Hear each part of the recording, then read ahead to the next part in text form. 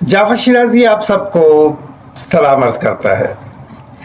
सबसे पहले तो उन तमाम खुश नसीबों को बहुत बहुत मुबारक हो जो इस साल हज पर गए, और उसके बाद फिर ईद उल जुहा की आप सबको मुबारकबाद में पेश करता हूँ।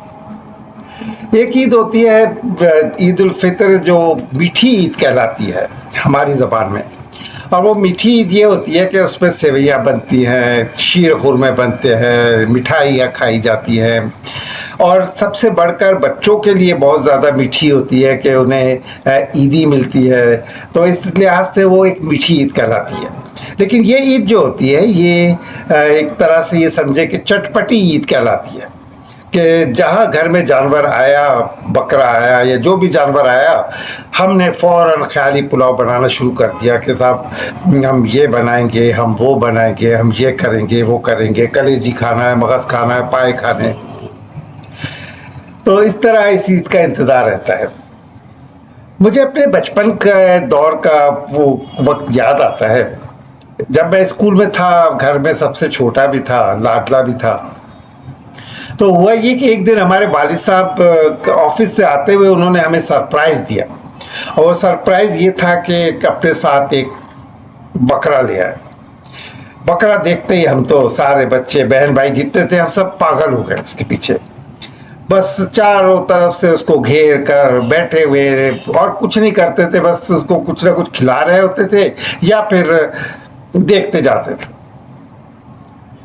इत्तेफाक की बात है कि वो बकरा मुझसे बहुत ज़्यादा मायूस हो गया।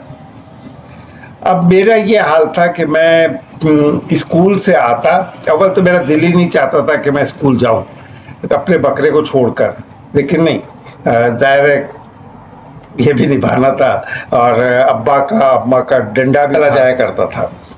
लेकिन स्कूल में भी मेरा जहन जो था वो अपने उस बकरे की तरफ रहता, और फिर वापस आकर जो है ज़बरदस्ती हमारी अम्मी हुजूर जो है हमें खाना खिलाती। उसके बाद फिर हम उस बकरे के साथ, वो भी इतना मोहब्बत करने वाला बकरा था कि जहाँ मुझे देखता वही वो अपनी रस्सी तुड़वाने की कोशिश करता कि मैं मेरे पास आए, और अगर खुला हुआ होता तो वो भागता दौड़ता मेरे पास आ जाता। उससे मुझे बहुत बेइंतहा प्यार हो गया था। जब ईद आई तो हुआ ये कि कसाई आया, उससे अपने चाकू छुरी सब कुछ साथ लाया था। वो देखा तो मुझे एकदम से शौक लगा कि ये तो मेरा बकरा काटने के लिए आया है।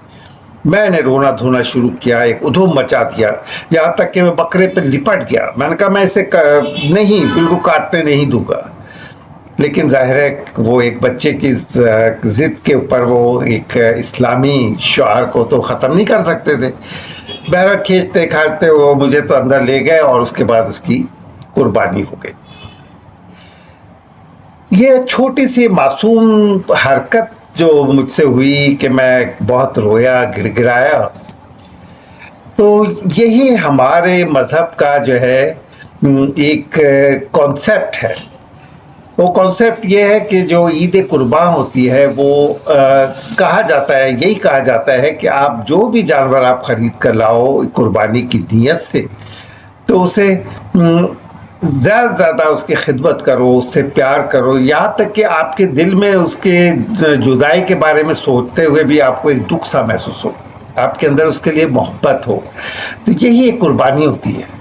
इसी को हम कुर्बानी कहते हैं कि हम अपने जज्बात को परे करके, हम नहीं, हमारा दिल नहीं करता कि इतना प्यारा जानवर हम काटें, लेकिन इसके बावजूद हम जो है अपने जज्बात को खुदा हाफिज़ कहकर उसे हम काट देते हैं, कुर्बान कर देते हैं, यही जज्बा।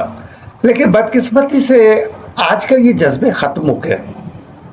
वो हमारा ज़माना था जब हम वाकई सच्ची मोहब्बत करते थे जानवरों से भी, लेकिन अब तो इंसानों से भी मोहब्बत नहीं होती।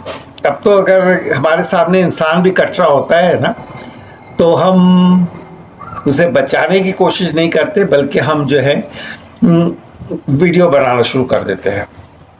वो वीडियो इसलिए बनाते हैं कि हमारी वीडियो वायरल हो जाएगी। अफसोस की बात है। ईद कुर्बा में होता ये है कि कहा जाता है कि साहब 3 हिस्से किए जाए या ऐसे हिस्से किए जाए कि एक अपने लिए रखें, एक अपने रिश्तेदारों के लिए रखें और एक जो है वो गरीब लोगों के लिए रखें जो पूरा साल गोश्त नहीं खा सकते, जिनके नसीब में नहीं होता। ये शुरू से होता आया, लेकिन अब ये भी कॉन्सेप्ट बदल दिया है। अब होता क्या है कि ईद से पहले जो है वो एक डीप फ्रीज़र ख़रीद लिया जाता है नया, और उसके बाद वो कोशिश ये होती है कि ज़्यादा से ज़्यादा गोश्त जो है वो हम डीप फ्रीज़र में रख दें जो सारा साल खाए। इसकी भी ममानियत तो नहीं है, लेकिन यहाँ आकर हम किसी की हक तलफी करते हैं, और वो हक तलफी कुछ यूँ भी होती है कि जो दूसरा हिस्सा हमें कहा जाता है ना कि वो अपने रिश्तेदारों के लिए रखें, तो हम उसमें जो हमारे अजीज़ रिश्तेदार जो बहुत ही सॉलिड किस्म के होते हैं, पैसा होता है, दौलत होती है, असर रसूख होता है, उनके लिए हम बड़ी अच्छा सा गोश्त रखते हैं। उनको हम राने भिजवाते हैं, उनकी पसंद की जो चीज़ उन्हें चाहिए होती है वो हम उन्हें भिजवाते हैं, हालांकि उनके यहाँ भी कुर्बानी हुई होती है, लेकिन बहरहाल हमें बहुत सारे काम निकलवाने हैं हमसे। और इसी तरह उसके बाद जो तीसरा हिस्सा आ जाता है जो गरीबों के लिए निकाला जाता है, तो वहाँ हम मारते हैं डंडी। वहाँ हम हड्डियाँ भी मिक्स कर देते हैं, छीछड़े भी मिक्स कर देते हैं। तो उसमें हम सोचते हैं कि ये सब कुछ करने के बाद हम जो है जन्नती हो जाएंगे, हमारी कुर्बानी जो है वो कबूल हो जाएगी। हालांकि मैं नहीं समझता कि ऐसा होगा, ऐसा नहीं होता। हमें कोशिश करनी चाहिए कि जितना ज़्यादा हो सके हम उन लोगों को कुर्बानी का गोश्त दें जो पूरा साल इन चीज़ों के लिए तरसते हैं। हाँ, उसमें चाहे वो हमारे रिश्तेदार हों, चाहे वो अननोन लोग हो, लेकिन मुस्तहक हो, तो क्यों ना हम वो गोश्त उन्हें दे दें।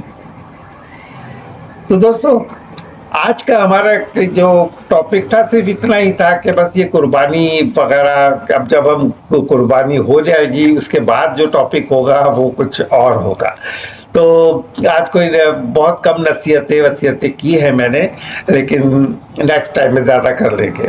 तो आप ये याद रखिएगा कि मेरे चैनल को आपको सब्सक्राइब करना है।